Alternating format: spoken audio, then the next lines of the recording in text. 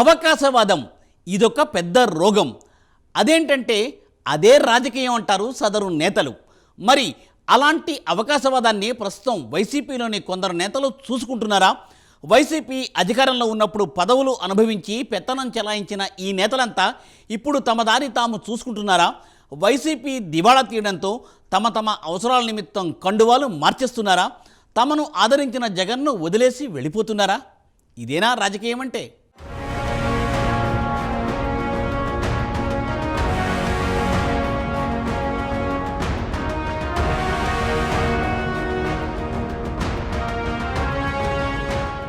వైసీపీకి big shock తగలనుందా? Majority Rajya Sabha సభ్యులు పార్టీకి రాజీనామా చేసేలా అడుగులు వేస్తున్నారా?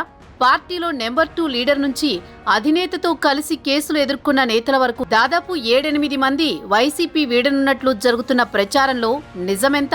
బలమనుకున్న నేతలే బై చెప్పేయాలని నిర్ణయించుకోవడానికి కారణమేంటి? కూటమి పార్టీల ఆకర్ష్ పనిచేసిందా? వైసీపీలో తగిన గౌరవం దక్కలేదని అసంతృప్తే పార్టీని వీడేలా చేస్తోందా? లేదంటే వైసీపీ దివాళా తీయడంతో నేతలు తమదారి తాము చూసుకుంటున్నారా? ఇప్పుడు ఇవే ప్రశ్నలు రాజకీయ వర్గాల్లో చర్చనీయాంశమవుతున్నాయి. అధికారం పోయాక వైసీపీ పరిస్థితి పతనావస్థకు చేరింది. జగన్ హయాంలో పదవులు అనుభవించిన నేతలంతా కండువా మార్చేస్తున్నారు. ఇప్పటికే అనేక మంది మాజీ ఎమ్మెల్యేలు వైసీపీకి గుడ్ బై చెప్పేయగా తాజాగా వైసీపీ రాజ్యసభ సభ్యులు పెద్ద సంఖ్యలో పార్టీ మారేందుకు సిద్ధమయ్యారనే వార్త ఇప్పుడు ఏపీ రాజకీయాల్లో హాట్ టాపిక్గా మారింది. ఇటీవల జరిగిన సార్వత్రిక ఎన్నికల ఫలితాల అనంతరం పలువురు వైసీపీ నేతలు పక్కచూపులు చూస్తున్నారంటూ జరిగిన ప్రచారానికి తాజాగా బలం చేకూరిందని తెలుస్తోంది. ఇందులో భాగంగా పలువురు రాజ్యసభ ఎంపీలు కూటమి పార్టీల వైపు ఆకర్షితులయ్యారని అంటున్నారు. ఇందులో కొంతమంది టీడీపీ, ఒకరు జనసేన, మిగిలిన వారు బీజేపీ వైపు వెళ్లనున్నారని తెలుస్తోంది.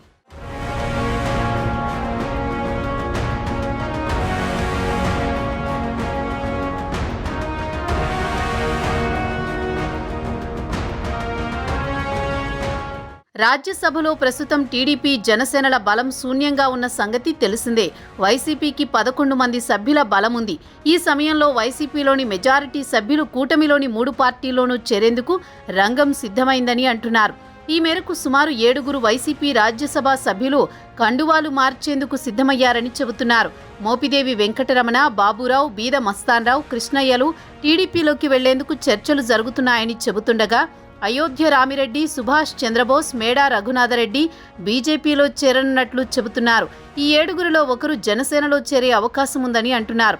దీంతో రాజ్యసభలో వైసీపీ బలం 4కు పడిపోనుందని రాజకీయ వర్గాల్లో ప్రచారం జరుగుతోంది.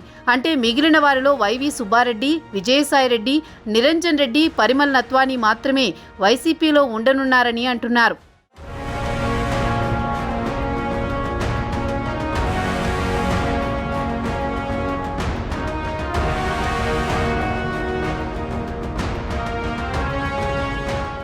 వీరితో పాటు ఎన్డీఏ కూటమిలోకి పలువురు వైసీపీ నేతలు, కార్యకర్తలు చేరనున్నట్లుగా ప్రచారం జరుగుతోంది. దీంతో కింది స్థాయి వైసీపీ నేతలే కాక పెద్ద స్థాయిలోనూ నేతలు వైసీపీని వీడుతున్నట్లు స్పష్టమవుతోంది. వీరిలో మోపిదేవి జగన్ కేసుల్లో భాగంగా వాన్పిక్ కేసులో జైలు శిక్ష అనుభవించారు. చాలా దగ్గరి సంబంధం ఉండడంతో 2019 ఎన్నికల్లో ఓడినా కూడా మోపిదేవిని ఎమ్మెల్సీ చేసి జగన్ మంత్రిగా చేశారు. ఆ తర్వాత రాజ్యసభకు పంపారు. అలాంటి మోపిదేవి కూడా జగన్ పార్టీని వీడనున్నారు. రాజ్యసభలో జగన్ పార్టీ బలం తగ్గితే దాంతో ఇక జగన్ను అటు ఇండియా కూటమి కూడా పట్టించుకునే అవకాశమే ఉండదనే అభిప్రాయం వ్యక్తమవుతోంది.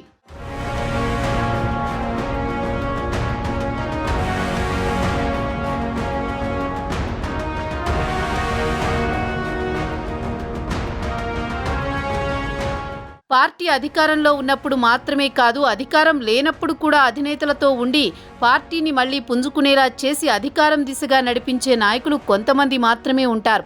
కానీ వైసీపీలో పరిస్థితి అలా లేదు.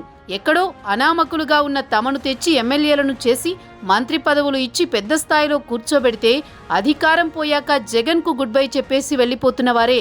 దీంతో అలాంటి అవకాశవాదులుగా జగన్ అవకాశం ఇచ్చింది అంటూ వైసీపీ కార్యకర్తలు చర్చించుకుంటున్నారు.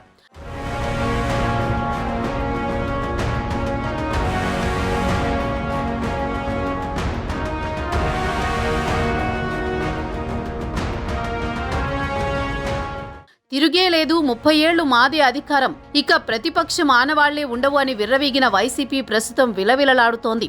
ఇప్పటికే గత సార్వత్రిక ఎన్నికల్లో కోలుకోలేని దెబ్బతో అల్లాడిపోతోంది. అసెంబ్లీ ఎన్నికల్లో పార్టీ దివాళా తీయడంతో నేతలంతా తమదారి తాము చూసుకుంటున్నారు. మరి జగన్ పార్టీ వలసలను అడ్డుకోగలరా? అసంతృప్తులను బుజ్జగించగలిగిన అవకాశవాదులను బుజ్జగించడం సాధ్యమయ్యే పనేనా? వైసీపీ ఫ్యూచర్ ఏం కానుంది?